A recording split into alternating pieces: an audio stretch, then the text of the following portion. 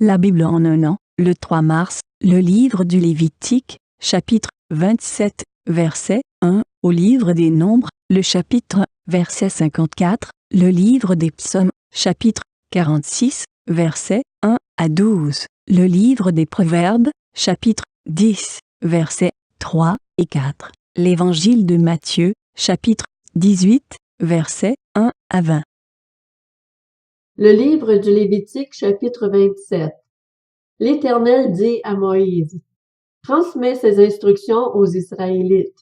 Lorsqu'on consacrera une personne à l'Éternel par un vœu, on le fera d'après ton estimation. Pour un homme de 20 à 60 ans, ton estimation sera de 50 pièces d'argent, d'après la valeur étalon du sanctuaire. Si c'est une femme, ton estimation sera de 30 pièces. Pour une personne de 5 à 20 ans, ton estimation sera de 20 pièces pour un garçon et de 10 pièces pour une fille. D'1 mois à 5 ans, ton estimation sera de 5 pièces d'argent pour un garçon et de 3 pièces d'argent pour une fille. Pour une personne de 60 ans et plus, ton estimation sera de 15 pièces pour un homme et de 10 pièces pour une femme. Si celui qui a fait le vœu est trop pauvre pour payer ton estimation, on le présentera au prêtre pour qu'il l'estime, et le prêtre fera une estimation en rapport avec les moyens de cet homme. S'il s'agit d'animaux qui peuvent être offerts en sacrifice à l'Éternel, tout animal qu'on donnera à l'Éternel sera saint. On ne l'échangera pas, on n'en mettra pas un mauvais à la place d'un bon, ni un bon à la place d'un mauvais. Si l'on remplace un animal par un autre, ils seront tous les deux saints. S'il s'agit d'animaux impurs qui ne peuvent être offerts en sacrifice à l'Éternel, on présentera l'animal au prêtre, qui en fera l'estimation en fonction de ses qualités et défauts, et l'on se conformera à l'estimation du prêtre. Si on veut le racheter, on ajoutera 1/5 à son estimation. Si quelqu'un consacre sa maison comme une chose sainte pour l'Éternel, le prêtre en fera l'estimation en fonction de son état, bon ou mauvais, et l'on s'en tiendra à l'estimation du prêtre. Si celui qui a consacré sa maison veut la racheter, il ajoutera 1/5 au prix de son estimation, et elle lui appartiendra.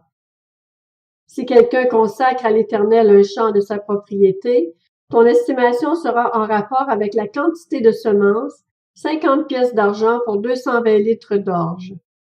Si c'est dès l'année du jubilé qu'il consacre son champ, on s'en tiendra à ton estimation. Si c'est après le jubilé qu'il consacre son champ, le prêtre en évaluera le prix en fonction du nombre d'années qui restent jusqu'au jubilé et on fera une réduction sur ton estimation. Si celui qui a consacré son champ veut le racheter, il ajoutera 1/5 au prix de ton estimation et le champ lui restera. S'il ne rachète pas le champ et qu'on le vende à un autre homme, il ne pourra plus être racheté. Et quand l'acheteur en sortira lors du jubilé, ce champ sera consacré à l'Éternel comme un champ qui lui a été définitivement voué. Il deviendra la propriété du prêtre. Si quelqu'un consacre à l'Éternel un champ qu'il a acquis et qui ne fait pas partie de sa propriété, le prêtre en évaluera le prix d'après ton estimation jusqu'à l'année du jubilé, et cet homme paiera le jour même le prix fixé comme étant consacré à l'Éternel. L'année du jubilé, le champ retournera à la personne à qui on l'avait acheté et qui en avait la propriété. Toutes tes estimations se feront en pièces du sanctuaire, en pièces de 10 grammes. Personne ne pourra consacrer le premier-né de son bétail, car il appartient déjà à l'Éternel en tant que premier-né. Qu'il s'agisse d'un veau ou d'un agneau, il appartient à l'Éternel. S'il s'agit d'un animal impur, on le rachètera au prix de ton estimation, en y ajoutant 1/5. S'il n'est pas racheté, on le vendra d'après ton estimation. Aucun des biens qu'un homme vouera de manière définitive à l'Éternel ne pourra être vendu ni racheté, qu'il s'agisse d'une personne, d'un animal ou d'un champ, de sa propriété. Tout ce qui lui sera voué de manière définitive sera très saint, propriété de l'Éternel. Aucune personne vouée de manière définitive ne pourra être rachetée. On la mettra à mort. Toute dîme de la terre, soit des récoltes de la terre, soit du fruit des arbres, appartient à l'Éternel. C'est une chose consacrée à l'Éternel. Si quelqu'un veut racheter quelque chose de sa dîme, il y ajoutera 1/5. Toute dîme de gros et de petit bétail, une bête sur 10 de tout ce qui passe sous un bâton de berger, sera consacrée à l'Éternel. On n'examinera pas si l'animal est bon ou mauvais, et l'on ne fera pas d'échange. Si l'on remplace un animal par un autre, ils seront tous les deux saints et ne pourront pas être rachetés. Tels sont les commandements que l'Éternel donna à Moïse pour les Israélites sur le mont Sinaï. Le livre des Nombres, chapitre 1. L'Éternel parla à Moïse dans le désert du Sinaï, dans la tente de la rencontre, le premier jour du 2e mois, la 2e année après leur sortie d'Égypte. Il dit: Faites le dénombrement de toute l'assemblée des Israélites en fonction de leur clan, de leur famille. Vous compterez les noms de tous les individus de sexe masculin, âgés de 20 ans et plus, tous les membres du peuple d'Israël aptes au service militaire. Vous les dénombrerez par corps d'armée, Aaron et toi. Il y aura avec vous un homme par tribu, un chef de famille. Voici le nom des hommes qui se tiendront à vos côtés. Pour Ruben, Élitsur, fils de Shedéur. Pour Siméon, Shelumiel, fils de Turishadai. Pour Juda, Nakshon, fils d'Aminadab. Pour Issachar, Nathanaël, fils de Tuar. Pour Zabulon, Eliab, fils de Hélon. Pour les fils de Joseph, pour Éphraïm, Élishama, fils d'Amiud. Et pour Manassé, Gamliel, fils de Pédatur. Pour Benjamin, Abidan, fils de Gidéoni. Pour Dan, Ahiézer, fils d'Amishadai. Pour Azer, Pagiel, fils d'Ocran. Pour Gad, Eliasaph, fils de Déhuel. Pour Nephtali, Ahira, fils d'Enan. Tels sont les princes des tribus de leurs ancêtres, les chefs des milliers d'Israël, appelés parmi l'assemblée. Moïse et Aaron prirent comme adjoints les hommes qui avaient été nommément désignés, et ils convoquèrent toute l'assemblée le premier jour du 2e mois. On enregistra les Israélites sur la base de leur clan, en fonction de leur famille, en comptant les noms de tous les individus âgés de 20 ans et plus. Moïse les dénombra dans le désert de Sinaï, comme l'Éternel le lui avait ordonné. On enregistra les descendants de Ruben, l'aîné d'Israël, en fonction de leur clan, de leur famille, en comptant les noms de tous les individus de sexe masculin âgés de 20 ans et plus, tous ceux qui étaient aptes au service militaire. On dénombra 46 500 hommes dans la tribu de Ruben. On enregistra les descendants de Siméon en fonction de leur clan, de leur famille. On les dénombra en comptant les noms de tous les individus de sexe masculin âgés de 20 ans et plus, tous ceux qui étaient aptes au service militaire. On dénombra 59 300 hommes dans la tribu de Siméon. On enregistra les descendants de Gad en fonction de leur clan, de leur famille, en comptant les noms des hommes âgés de 20 ans et plus, tous ceux qui étaient aptes au service militaire. On dénombra 45 650 hommes dans la tribu de Gad. On enregistra les descendants de Juda en fonction de leur clan, de leur famille, en comptant les noms des hommes âgés de 20 ans et plus, tous ceux qui étaient aptes au service militaire. On dénombra 74 600 hommes dans la tribu de Juda. On enregistra les descendants d'Issachar en fonction de leur clan, de leur famille, en comptant les noms des hommes âgés de 20 ans et plus, tous ceux qui étaient aptes au service militaire. On dénombra 54 400 hommes dans la tribu d'Issachar. On enregistra les descendants de Zabulon en fonction de leur clan, de leur famille, en comptant les noms des hommes âgés de 20 ans et plus, tous ceux qui étaient aptes au service militaire. On dénombra 57 400 hommes dans la tribu de Zabulon. Pour les fils de Joseph, on enregistra les descendants d'Éphraïm en fonction de leur clan, de leur famille, en comptant les noms des hommes âgés de 20 ans et plus, tous ceux qui étaient aptes au service militaire. On dénombra 40 500 hommes dans la tribu d'Éphraïm.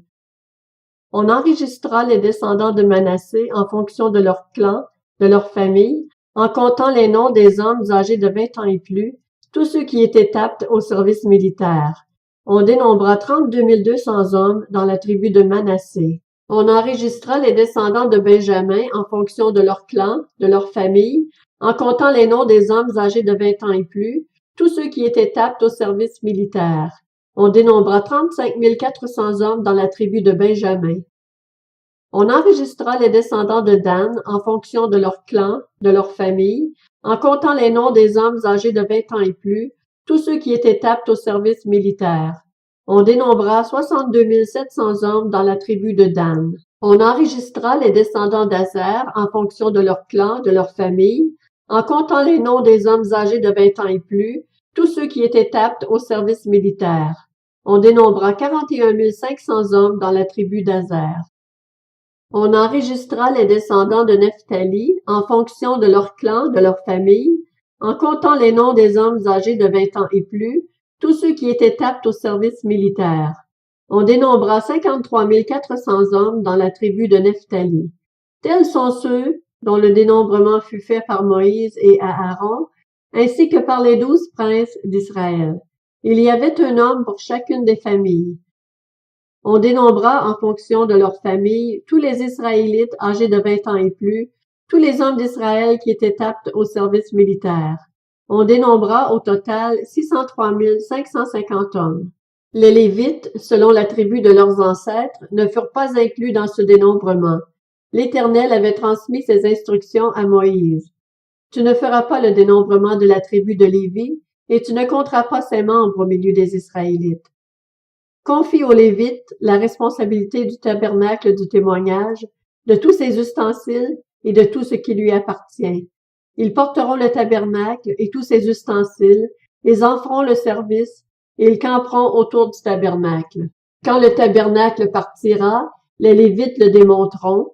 Quand le tabernacle campera, les Lévites le dresseront. Si quelqu'un d'autre s'en approche, il sera puni de mort. Les Israélites camperont chacun dans son camp, chacun près de son étendard, selon leur corps d'armée. Les Lévites, quant à eux, camperont autour du tabernacle du témoignage, afin que ma colère n'éclate pas contre l'assemblée des Israélites. Les Lévites auront la responsabilité du tabernacle du témoignage. Les Israélites se conformèrent à tous les ordres que l'Éternel avait donnés à Moïse. C'est ce qu'ils firent. Le livre des Psaumes, chapitre 46. Au chef de chœur, des descendants de Corée, pour sopranos, chant. Dieu est pour nous un refuge et un appui, un secours toujours présent dans la détresse. C'est pourquoi nous sommes sans crainte quand la terre est bouleversée, quand les montagnes sont ébranlées au cœur des mers et que les flots de la mer mugissent, écument, se soulèvent jusqu'à faire trembler les montagnes. Les bras d'un fleuve réjouissent la ville de Dieu, le sanctuaire des demeures du Très-Haut. Dieu est au milieu d'elle, elle n'est pas ébranlée. Dieu la secourt dès le point du jour. Des nations s'agitent, des royaumes sont ébranlés. Il fait entendre sa voix et la terre tombe en défaillance. L'Éternel, le Maître de l'univers, est avec nous. Le Dieu de Jacob est une forteresse pour nous. Venez contempler ce que l'Éternel a fait, les actes dévastateurs qu'il a accomplis sur la terre. C'est lui qui a fait cesser les combats jusqu'aux extrémités de la terre. Il a brisé l'arc et rompu la lance. Il a détruit par le feu les chars de guerre. Arrêtez et sachez que je suis Dieu. Je domine sur les nations, je domine sur la terre. L'Éternel, le Maître de l'univers, est avec nous. Le Dieu de Jacob est pour nous une forteresse. Le livre des Proverbes, chapitre 10. L'Éternel ne laisse pas le juste souffrir de la faim, mais il repousse l'avidité des méchants. Celui qui agit avec nonchalance s'appauvrit, mais la main des personnes actives est source de richesse. Évangile selon Matthieu, chapitre 18. À ce moment-là, les disciples s'approchèrent de Jésus et dirent: Qui donc est le plus grand dans le royaume des cieux? Jésus appela un petit enfant, le plaça au milieu d'eux et dit: Je vous le dis en vérité, si vous ne vous convertissez pas et si vous ne devenez pas comme les petits enfants, vous n'entrerez pas dans le royaume des cieux. C'est pourquoi celui qui se rendra humble comme ce petit enfant sera le plus grand dans le royaume des cieux. et celui qui accueille en mon nom un petit enfant comme celui-ci m'accueille moi-même. Mais si quelqu'un fait trébucher un seul de ces petits qui croient en moi, il vaudrait mieux pour lui qu'on suspende à son cou une meule de moulin et qu'on le jette au fond de la mer. Malheur au monde à cause des pièges. Les pièges sont inévitables, mais malheur à l'homme qui en est responsable.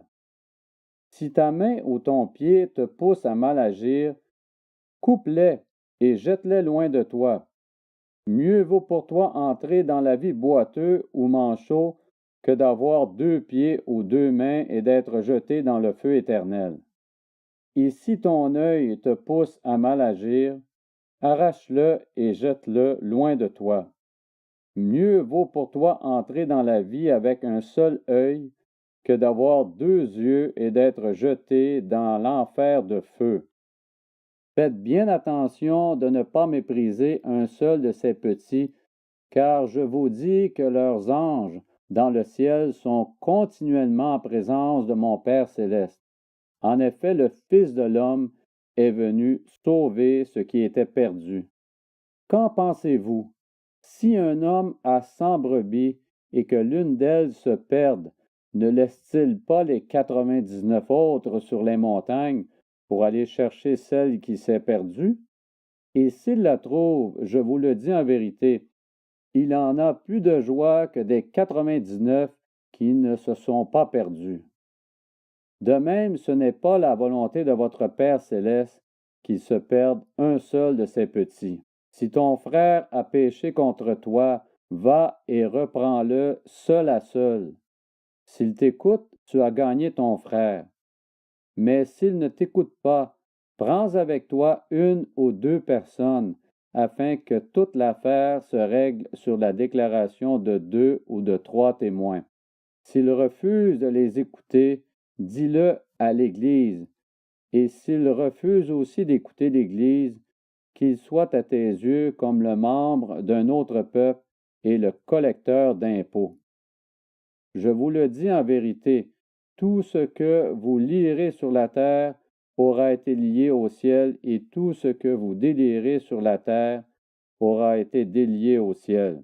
Je vous dis encore que si 2 d'entre vous s'accordent sur la terre pour demander quoi que ce soit, cela leur sera accordé par mon Père céleste. En effet, là où 2 ou 3 sont rassemblés à mon nom, je suis au milieu d'eux.